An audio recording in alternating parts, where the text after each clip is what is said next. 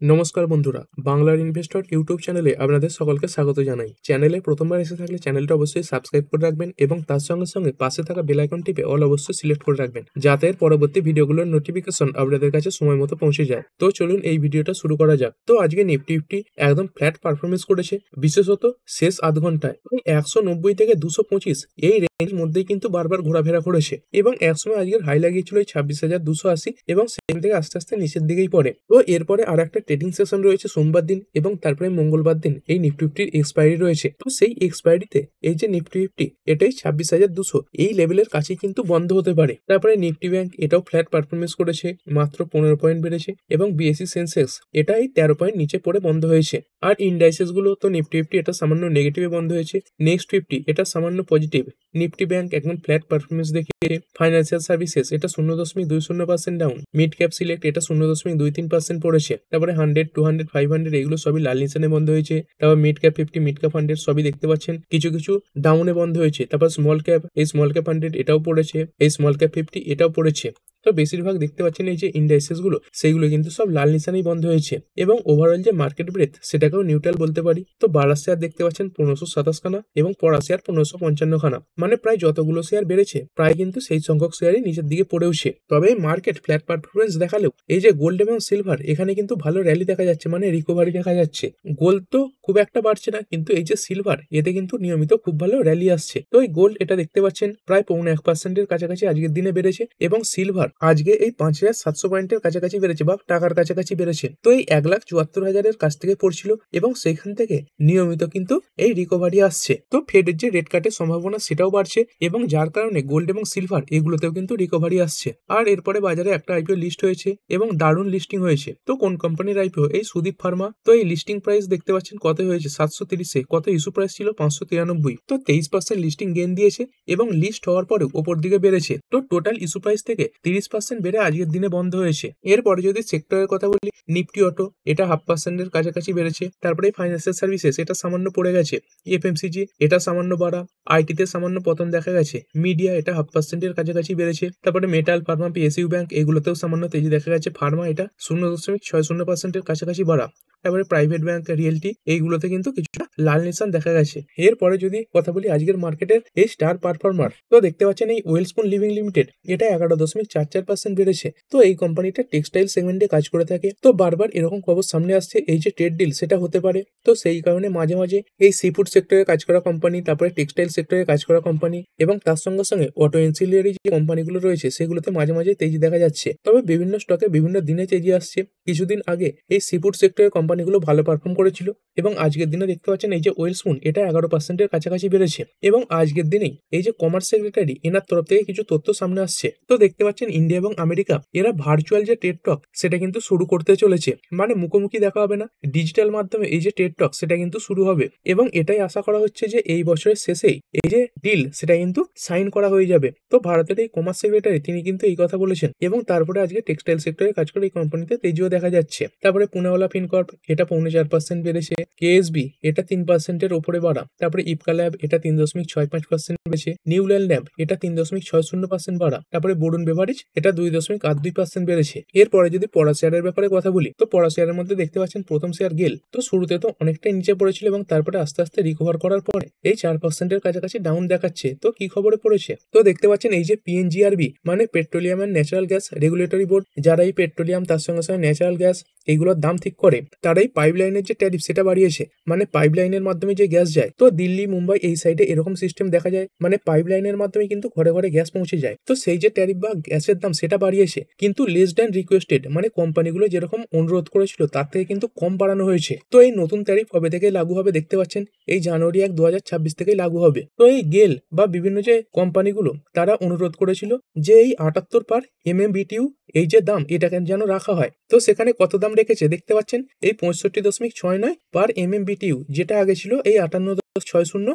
MMBTU, মানে অনুরোধের তুলনায় অনেকটা কম প্রাইসে কিন্তু বাড়ানো হয়েছে। এবং যদি পার্সেন্টেজ হিসেবে বলি, তো এই কোম্পানিটা অনুরোধ করেছিল এই 33% গ্যাসের দাম যাতে বাড়ানো হয়, মানে এই যে পাইপলাইনের মাধ্যমে যে গ্যাস যায় তো সেখানে যেটা বাড়ানো হয়েছে সেটা কিন্তু মাত্র 12%। তো এই খবরে কোম্পানির ইনভেস্টররা নারাজ হয়েছে। তারপরে এমসিএক্স এটা 3%-এর কাছাকাছি ডাউনফল দেখা যাচ্ছে। ট্রান্সফরমার্স অ্যান্ড রেকটিফায়ার্স এটা 4.27% ডাউন। টিটিএমএল এটা 2%-এর কাছাকাছি পড়েছে। ওয়ান সোর্স এটা পড়েছে 3.85%। তারপরে ওয়াকার্ড ফার্মা এটা 3.45% ডাউন। সিডমা এসজিএস এটা পড়েছে 3.35%। আর এরপরে একটি company autumn investment and infrastructure limited, তো এটা 2.11% পড়েছে। তবে এই কোম্পানির জন্য ভালো কিছু খবর সামনে এসেছে। তো আজকে বোর্ড মিটিং ছিল এবং এই বোর্ড মিটিং এ কোম্পানির যে বোর্ড তারা এই যে বোনাস ইস্যু সেটা কিন্তু অ্যাপ্রুভ করেছে। তো কত বোনাস ইস্যু অ্যাপ্রুভ করা হচ্ছে দেখতে পাচ্ছেন 4:1। তো এখানে দেখতে পাচ্ছেন এই যে এনবিএফসি কোম্পানিটা রয়েছে এরা 4খানা নতুন ফুললি পেড যে ইকুইটি শেয়ার সেটা ইস্যু করবে। কার বদলে করবে? Everyone existing fully paid up equity share, মানে একখানা শেয়ার থাকলে তার বদলে আপনি অতিরিক্ত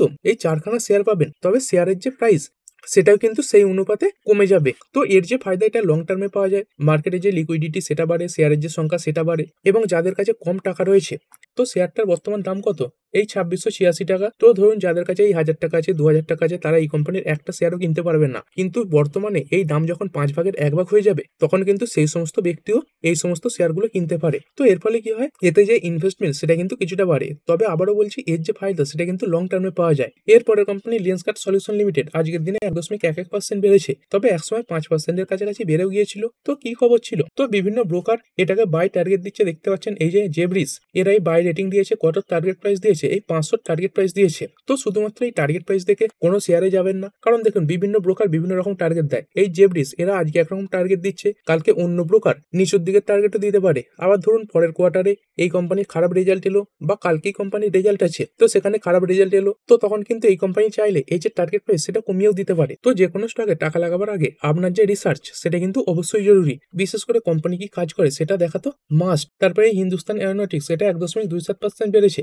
তো স্টকটা কিছুদিন আগে একটা শার্প পড়েছিল, কারণ এই যে তেজস এয়ারক্রাফট সেটা দুবাইয়ের একটা এয়ার শোয়ে ক্র্যাশ করেছিল। তো আজকের দিনে রিকভারির কারণ কি? তো দেখতে পাচ্ছেন এই যে হ্যালের চিফ তিনি কি বলছেন, এই পৃথিবীর মধ্যে এই যে তেজস জেট সেটা কিন্তু সব থেকে সুরক্ষিত।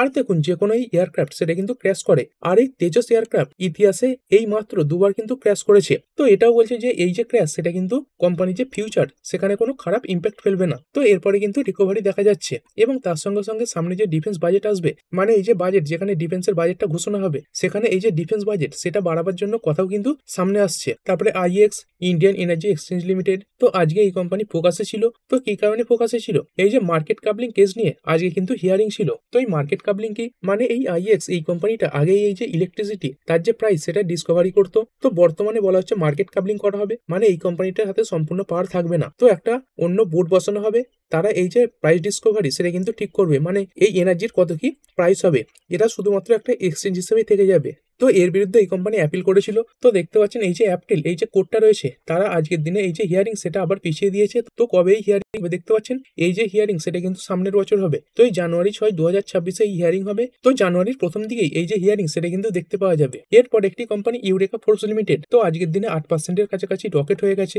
যদি 5 দিনে দেখেন 13%-এর কাছাকাছি বেড়েছে, এক মাসে 16%-এর কাছাকাছি বাড়া। তো এই কোম্পানির জন্য কি খবর আছে? তো তার আগে কিছু পারিপার্শ্বিক ব্যাপার দেখা দরকার। দেখতে পাচ্ছেন এই যে দিল্লি, এখানে এই যে পলিউশন সেটা কিন্তু দিন দিন বেড়েই চলেছে এবং এই যে এয়ার কোয়ালিটি সেটা কিন্তু খারাপের দিকেই যাচ্ছে। তো এই যে AQI এটা দেখতে পাচ্ছেন 404-এ কিন্তু পৌঁছে গেছে, যেটা কিন্তু খুবই খারাপ জায়গায় চলে গেছে। তার সঙ্গে সঙ্গে এই যে গ্রেটার নয়ডা, গাজিয়াবাদ, এইখানে এই যে এয়ার কোয়ালিটি এটা কিন্তু খুবই দুর্বল। তো এখানে AQI এটা দেখতে পাচ্ছেন 377 থেকে 350, তো যেটা খুবই বেশি। তো এই কারণে দেখতে পাচ্ছেন এই অফলাইন তার সঙ্গে সঙ্গে ই কমার্স, তারপরে কুইক কমার্স এই যে প্ল্যাটফর্মগুলো, এখানে কিন্তু N95 মাস্ক তার সঙ্গে সঙ্গে এয়ার পিউরিফায়ার এদের যে সেলস সেটা কিন্তু অনেক পরিমাণে বেড়েছে, মানে অনেক অর্ডারও কিন্তু আসছে। আর এই যে কোম্পানিটা বললাম এই ইউরেকা ফোর্স, এই কোম্পানি কাজ করে থাকে। তো দেখতে পাচ্ছেন এই কোম্পানিটার বিভিন্ন প্রোডাক্ট পোর্টফোলিও রয়েছে, যেমন ওয়াটার পিউরিফিকেশন, তার সঙ্গে সঙ্গে ভ্যাকুম ক্লিনিং, তার সঙ্গে এয়ার পিউরিফিকেশন, মানে এই যে দূষণ রোধে যে যে জিনিসগুলোর প্রয়োজন হয়, এই যেমন ওয়াটার পিউরিফায়ার তার সঙ্গে সঙ্গে এয়ার পিউরিফায়ার, এই জিনিসগুলো কিন্তু এই কোম্পানি তৈরি করে থাকে। তো এরকম খবরেই কিন্তু বাড়ছে, কারণ এই যে দূষণ সেটা বাড়ছে এবং এই জিনিসগুলোর বিক্রি সেটাও কিন্তু বাড়ছে এবং ব্রোকারেজ ফার্মগুলো আরো ওপর সাইডে টার্গেট কিন্তু দিচ্ছে। তো এই যে ICICI সিকিউরিটি রয়েছে, এরা এর যে টার্গেট প্রাইস এটা কত দিয়েছে দেখতে পাচ্ছেন, এর যে টার্গেট প্রাইস বর্তমানে চলছে এই 651, টার্গেট প্রাইস দিয়েছে 700 এবং কোম্পানি ভালো গাইড দিয়েছে। কোম্পানির বর্তমানে যদি কথা বলি, এই যে রেভিনিউ কত রয়েছে বা সেলস দেখতে পাচ্ছেন 2436 কোটি টাকা। তো কোম্পানি নিজেই বলছে 2030-এর মধ্যে এই যে সেলস সেটা বাড়িয়ে করবে 5500 কোটি টাকা। এবং এর সঙ্গে সঙ্গে যদি কোম্পানির শেয়ার হোল্ডিং প্যাটার্নও দেখি, তো খুবই ভালো একটা শেয়ার হোল্ডিং প্যাটার্ন দেখতে পাচ্ছেন। এই প্রোমোটার এদের কাছে 62% শেয়ার রয়েছে, তারপরে এফআইআই এদের কাছে রয়েছে 13%, ডিআইআই এদের 6%-এর কাছাকাছি রয়েছে এবং পাবলিক এদের কাছে রয়েছে 16.48%। তো চাইলে এই কোম্পানিটাকে আরো ডিপলি স্টাডি কিন্তু করতে পারেন। তো এখন রিসেন্টলি অনেকটাই বেড়ে গেছে, তো এটাই বলবো একটু নিচের দিকে পড়লে তারপরে কিন্তু এখানে সিদ্ধান্ত নেবেন। এরপরে যদি নিফটি ফিফটির কথা বলি, তো 19টা কোম্পানি আজকে পজিটিভে বন্ধ হয়েছে এবং 29টা কোম্পানি নেগেটিভে বন্ধ হয়েছে। আর কোনগুলো ভালো এবং খারাপ পারফর্ম করলো, তো মাহিন্দ্রা অ্যান্ড মাহিন্দ্রা এটা 2%-এর উপরে বেড়েছে, তারপরে সানফার্মা এটা বেড়েছে 1.20%, আদানি এন্টারপ্রাইজেস এটা 1.20% বাড়া, কোটাক ব্যাংক এটা বেড়েছে 0.71% এবং হিন্দুস্তান ইউনিলিভার এটা 0.66% বেড়েছে। আর পড়েছে কোনগুলো, তো পড়া শেয়ারের মধ্যে প্রথম নাম এসবিআই লাইফ এটা 1.72% ডাউন, তারপরে এইচডিএফসি লাইফ এটা 1.36% পড়েছে, তারপরে এই পাওয়ার গ্রিড এটা 1.35% পড়া, শ্রীরাম ফাইন্যান্স এটা পড়েছে 1.35% এবং ভারতী এয়ারটেল এটা 0.74% পড়ে বন্ধ হয়েছে। তো এই ভিডিওটা এখানেই শেষ করছি, পরবর্তী ভিডিওতে আরো কিছু নিউজ কভার করা হবে। তো ঠিক আছে বন্ধুরা, আশা করছি ভিডিওটা আপনাদের ভালো লেগেছে। আপনি চাইলে এটাকে লাইক এবং শেয়ার করতে পারেন। আর শেয়ার মার্কেট সংক্রান্ত ডেইলি নিউজ আপডেট পেতে চ্যানেলটা সাবস্ক্রাইব করে রাখবেন এবং পাশে থাকা বেল আইকনটি টিপে অল অবশ্যই সিলেক্ট করে রাখবেন, যাতে পরবর্তী ভিডিওর নোটিফিকেশন আপনার কাছে সময় মতো পৌঁছে যায়। আর হ্যাঁ, ভিডিওটি শুধুমাত্র ইনফরমেশন এবং এডুকেশনাল পারপাসের জন্য বানানো হয়েছে। আমি সেবি রেজিস্টার্ড নই, তাই কোনো প্রকার শেয়ারে কোনো প্রকার বাই, সেল, হোল্ড বা অ্যাভারেজ করার কোনো সিদ্ধান্ত নেওয়ার আগে আপনার যে ফাইন্যান্সিয়াল অ্যাডভাইজার আছে তার সঙ্গে অবশ্যই আলোচনা করবেন। দেখা হচ্ছে পরের ভিডিওতে। ধন্যবাদ।